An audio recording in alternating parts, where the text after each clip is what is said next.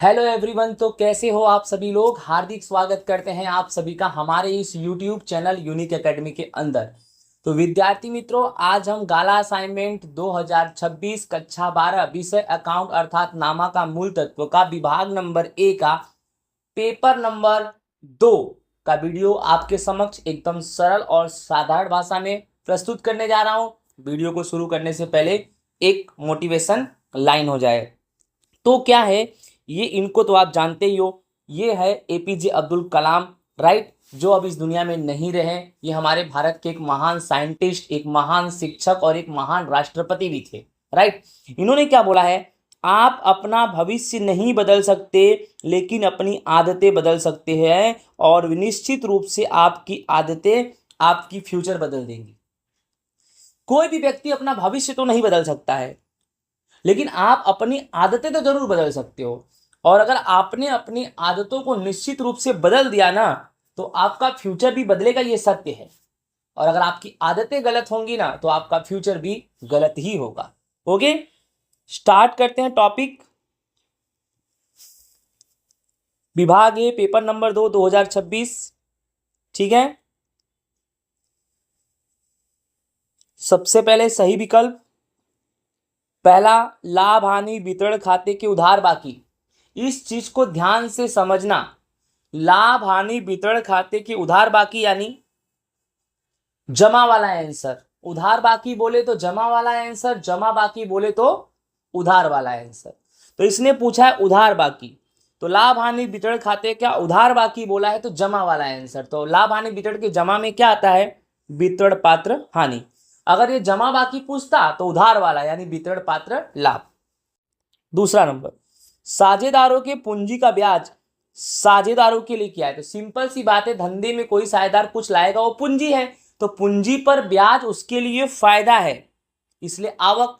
और आहरण पूछता तो खर्च, क्योंकि साझेदार धंधे में से कुछ ले जाएगा तो ब्याज देना पड़ेगा, और धंधे में कुछ लाएगा तो ब्याज वो लेगा। यानी आहरण पर ब्याज बोले तो खर्च, और पूंजी पर बोले तो आवक। Clear cut. आगे देखते। तीसरा, जब पेढ़ी में प्रतिवर्ष लाभ बढ़ता हो तब कौन सी पद्धति के अनुसार ख्याति की गणना की जाएगी। तो आंसर आएगा भारित औसत लाभ।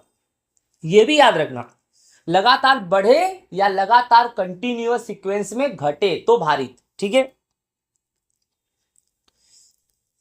जहां व्यक्तिगत कौशल्य का ज्ञान महत्व का हो वहां की ख्याति कैसी होगी, कम। बहुत सारे बच्चे कंफ्यूज हो जाते हैं कि ऐसा कैसे। यहां पर क्वेश्चन को समझने वाली बात है। जहां व्यक्तिगत कौशल के ज्ञान का महत्व हो, अर्थात ऐसा धंधा जहां पे व्यक्तिगत कौशल और ज्ञान नहीं है, उसका महत्व वहां होना चाहिए। अगर नहीं है तो ख्याति की कीमत क्या होगी, कम, ठीक है। इसी क्वेश्चन को अगर बोर्ड में घुमाया ना तो लिख देगा जहां व्यक्तिगत कौशल और ज्ञान हो, महत्व का हो को महत्व हटा के वहां डायरेक्ट लिख दे हो, यानी कहने का मतलब हो नहीं, सॉरी, जहां व्यक्तिगत कौशल ज्ञान महत्व का है तो भी ख्याति कम होगी। अर्थात व्यक्तिगत कौशल ज्ञान अगर जहां पर अच्छा है तो वहां की ख्याति अच्छी होगी। बट यहां बोला है कि व्यक्तिगत कौशल ज्ञान महत्व का हो, मतलब है ही नहीं वहां पर, इसीलिए कम। नेक्स्ट, पांचवा, पुनः मूल्यांकन खाते का लाभ अथवा हानि कौन से प्रमाण में साझेदारों के बीच बांटा जाता है। तो आपने प्रवेश का सवाल किया ही है, तो पुनः मूल्यांकन खाते का लाभ या हानि हो वह हमेशा पुराने लाभ हानि के प्रमाण में बांटते हैं। कौन से, जो सवाल में दिया होता है पुराना लाभ हानि का प्रमाण। उसके बाद है छठा, साझेदारी पेढ़ी के पुनर्गठन के समय विनियोग पुनः मूल्यांकन के बाद पक्की तलपट में दर्शाया जाता है। तो साझेदारी पेढ़ी के पुनर्गठन के समय विनियोग पुनः मूल्यांकन के बाद पक्की तलपट में दर्शाया जाता है तो बाजार कीमत। तो पुनर्गठन के समय विनियोग बाजार कीमत पर पुनः मूल्यांकन के बाद पक्की तलपट में दर्शाया जाता है। नेक्स्ट, हिसाबी कब मानक 26 के अनुसार ख्याति बही में नहीं दर्शा सकते, यानी हिसाबों के अंदर कब मानक 26 के अनुसार ख्याति को बही में नहीं दर्शा सकते, जब ख्याति स्व मूल्यांकन द्वारा आकी गई हो, जब ख्याति की कीमत स्व मूल्यांकन द्वारा आकी गई हो। फिर नए साझेदार को चालू साझेदारी पेढ़ी में किस तरह प्रवेश दे सकते हैं।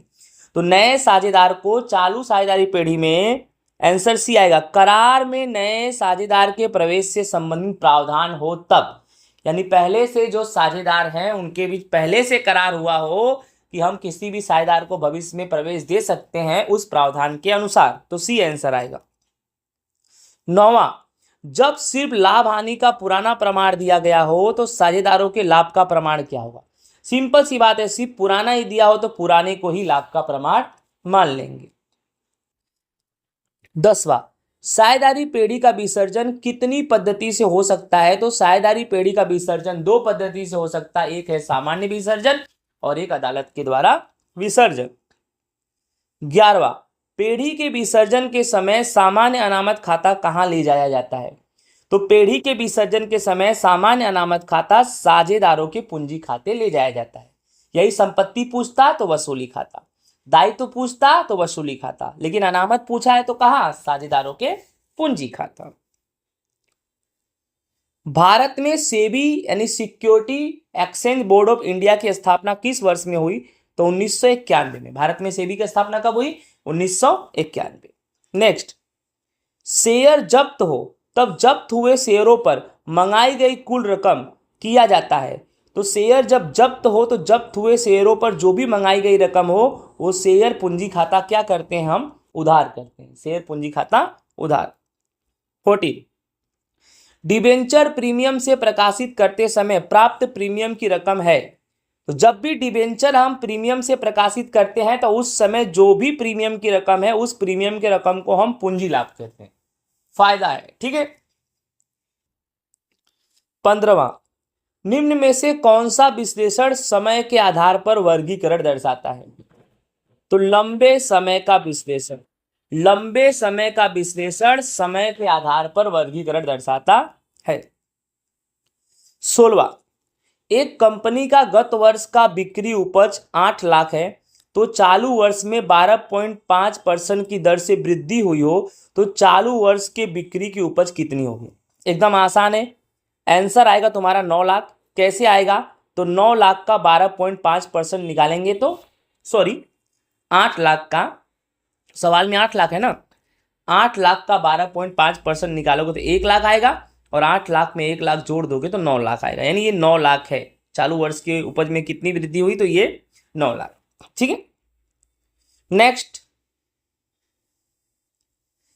17वां, चालू संपत्ति में से कौन सी संपत्ति घटाने के बाद प्रवाही संपत्ति मिलता है? तो चालू संपत्ति में से स्टॉक घटा दोगे तो प्रवाही संपत्तियां मिलेगा। 18, व्यवसाय यानी धंधा का अल्पकालीन सद्धरता से संबंधित जानकारी का विश्लेषण देता है। व्यवसाय का अल्पकालीन सद्धरता से संबंधित जानकारी का विश्लेषण देता है तो तरलता का गुणोत्तर। कौन भाई? अल्पकालीन सद्धरता से संबंधित जानकारी कौन देगा? तरलता का गुणोत्तर यानी प्रवाही गुणोत्तर। उसके बाद 19, निम्न में से कौन सा व्यवहार हमेशा परिचालन प्रवृत्ति का व्यवहार बनता है? तो इसमें आएगा वेतन खर्च। वेतन खर्च हमेशा परिचालन प्रवृत्ति का व्यवहार बनता है विद्यार्थी मित्रों। लास्ट क्वेश्चन 20वां है, निम्न में से किसका वित्तीय खर्च में समावेश होता है? ओके, तो आंसर आएगा ब्याज का खर्च। किसका समावेश होता है वित्तीय खर्च में? तो ब्याज का खर्च। Okay, unique academy, learning centre, metro road, pillar number 63 near NH8, Rabari colony, Amraiwadi, Ahmedabad. अगर आपका भी बच्चा अगले साल 10वीं में या 12वीं में जाता है और उसे कम पैसे में आप पढ़ाना चाहते हो और अच्छी शिक्षा देना चाहते हो तो हमारी संस्था में ज़रूर से ज़रूर मुलाकात ले। ओके, जय हिंद, राधे राधे। तो बच्चों, आप लोग को अच्छे से मैं जो वीडियो बना रहा हूँ मज़ा भी आ रहा होगा, समझ में भी आ रहा होगा, प्लस आपको हिंदी मीडियम का मिल गया। हिंदी मीडियम का यूट्यूब पे जल्दी मिलता नहीं है, उसके लिए मैं बैठा हूँ। अगर गुजराती मीडियम वाले, इंग्लिश मीडियम वाले अपने बच्चों के लिए बैठे हैं तो मैं हिंदी माध्यम के बच्चों के लिए बैठा हूँ, ठीक है। और अगर आपको हमारी वीडियो पसंद आ रही है तो वीडियो को लाइक करो, कमेंट्स करो, राइट, जिससे मैं और ज़्यादा मोटिवेट हूँ और मैं वीडियो अधिक से अधिक अच्छी तरह से बनाऊँ, राइट। जय हिंद, राधे राधे, बाय बाय।